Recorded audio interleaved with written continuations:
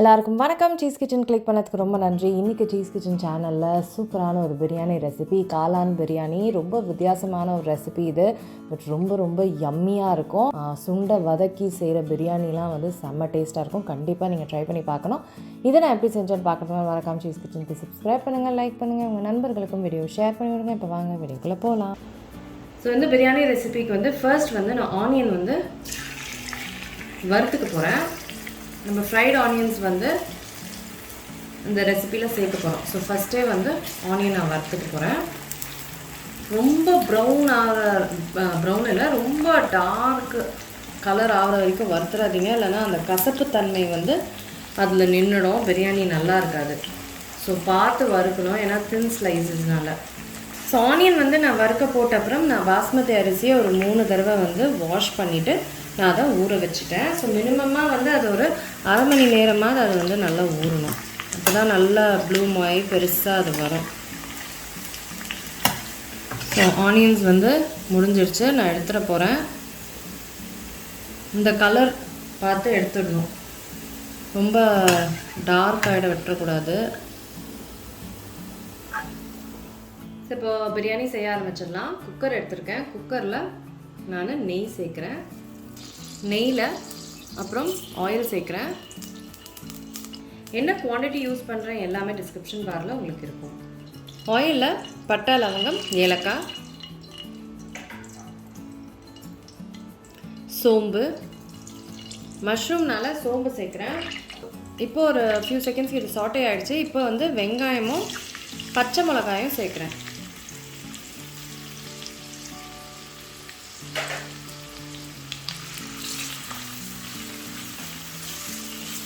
இப்போ வெங்காயம் வந்து நல்லா ப்ரௌன் ஆகணுங்க.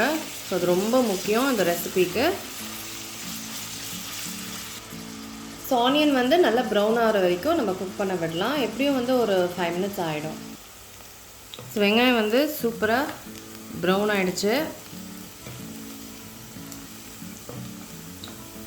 இந்த ஸ்டேஜில் நான் கொத்தமல்லி சேர்க்குறேன். அதுக்கப்புறம் புதினா,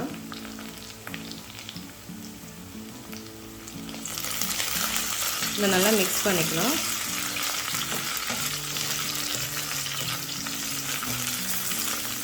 ஸோ 1 மினிட் வந்து சாட்டே பண்ணி எடுத்துட்டேன். இப்போ அடுத்தது வந்து இஞ்சி பூண்டு விழுது. இப்போ இதை வந்து பச்சை வாசனை போகிற வரைக்கும் நம்ம ஒரு 3 மினிட்ஸ்க்கு அது மினிமம் குக் பண்ணிக்கணும்.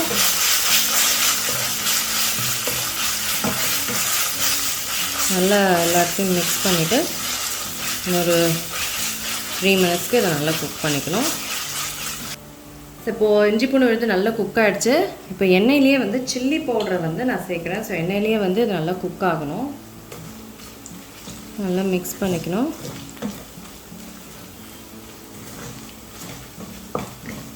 கொஞ்சோண்டு வாட்டர் போட்டுக்கிறேன், ஆனால் தீஞ்சிரும். அதனால் வாட்டர் வந்து போட்டுட்டு இந்த சில்லி பவுடரை வந்து நம்ம ஒரு 2 மினிட்ஸ்க்காவது வந்து நல்லா குக் பண்ணோம். ஸோ 2 மினிட்ஸ் ஆகிடுச்சு, சில்லி பவுடர் குக் ஆகிட்டுருக்கு. ஸோ ஃபர்தராக நம்ம வந்து தக்காளி சேர்த்துக்கலாம். தக்காளியோட கொஞ்சம் உப்பு சேர்த்துக்கலாம்.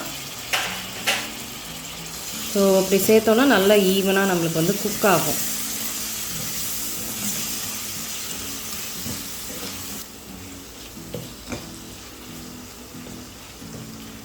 ஸோ தக்காளி குக்காக எப்படியும் வந்து ஒரு 5 நிமிஷம் ஆகிடும்.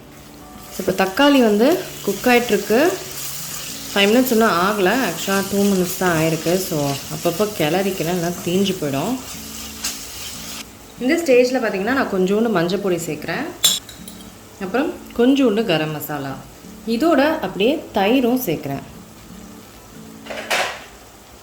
இது எல்லாத்தையும் நல்லா மிக்ஸ் பண்ணிக்கலாம்.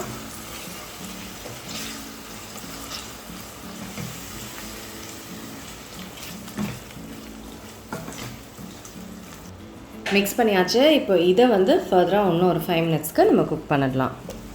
ஸோ எல்லாமே நல்லா குக் ஆகிடுச்சு. இப்போ வந்து 5 மினிட்ஸும் ஆகிடுச்சு. ஸோ இப்போ வந்து நான் வந்து காளான் சேர்க்குறேன். இப்போ காளான் வந்து என்ன விஷயம் அப்படின்னா, காளானில் வந்து தண்ணி விடும். ஸோ தண்ணி ரொம்ப விட்டு நம்ம வந்து அப்படியே நம்ம ரைஸ்லாம் சேர்த்துட்டோன்னா ரைஸ் வந்து ரொம்ப கொல கொலன்ட்டு ஆகிடும். ஸோ மஷ்ரூம் வந்து நல்லா குக்காகி மசாலா திக்காகிற வரைக்கும் நம்ம இதை குக் பண்ணோம். ஸோ டோட்டலாக பார்த்திங்கன்னா எப்படியும் ஒரு 10 to 15 மினிட்ஸாவது வந்து இது ஆகிடும். ஸோ அப்பப்போ கிளறுங்க, இல்லைனா வந்து அடி பிடிக்கலாம். ஸோ இப்போது இது தண்ணி விட்டு அதுக்கப்புறம் வந்து இது திக்காகி ஸோ நான் சொன்ன மாதிரி இது எல்லாத்துக்குமே ஒரு 15 மினிட்ஸ் ஆகிடும். ஸோ இப்போ வந்து 5 நிமிஷம் ஆகிடுச்சு. நல்ல தண்ணிலாம் வந்துருச்சு பாருங்கள் மட்டனுன்ற மஷ்ரூம்லேருந்து.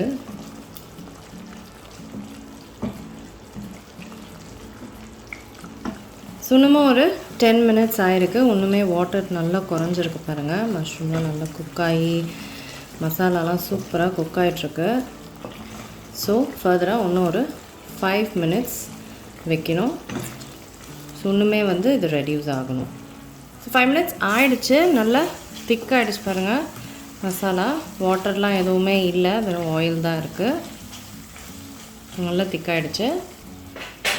இந்த ஸ்டேஜில் நான் வந்து வாட்டர் போடுறேன். இது வந்து ரைஸுக்கான தண்ணி.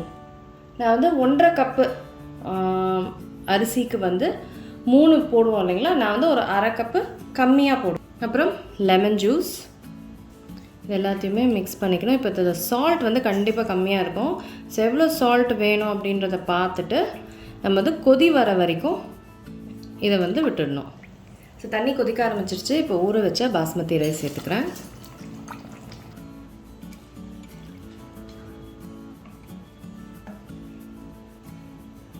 ஸோ இது மேலே வந்து ஃப்ரைட் ஆனியன்ஸ் ஆட் பண்ணுறேன்.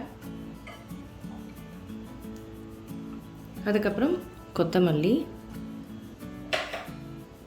அதுக்கப்புறம் புதினா. உங்கள்கிட்ட நெய் இருந்தால் இந்த ஸ்டேஜில் கூட நீங்கள் சுற்றி ஆட் பண்ணிக்கலாம். எனக்கு நெய் ஃபினிஷ் ஆகிடுச்சு. ஸோ நெய் கூட நீங்கள் வந்து ஒரு டேபிள் ஸ்பூன் மாதிரி ஆட் பண்ணிக்கலாம். ஸோ இது அப்படியே வந்து லைட்டாக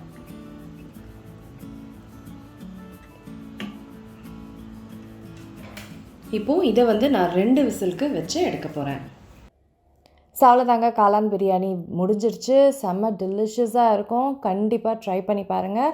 இந்த விதமான பிரியாணியை நான் உங்களை சீக்கிரமாக அடுத்த வீட்டில் சந்திக்கிறேன். வணக்கம். இருங்க எங்கே போகிறீங்க? இந்த 2 வீடியோஸும் கண்டிப்பாக உங்களுக்கு பிடிக்கும். கிளிக் பண்ணி பாருங்கள்.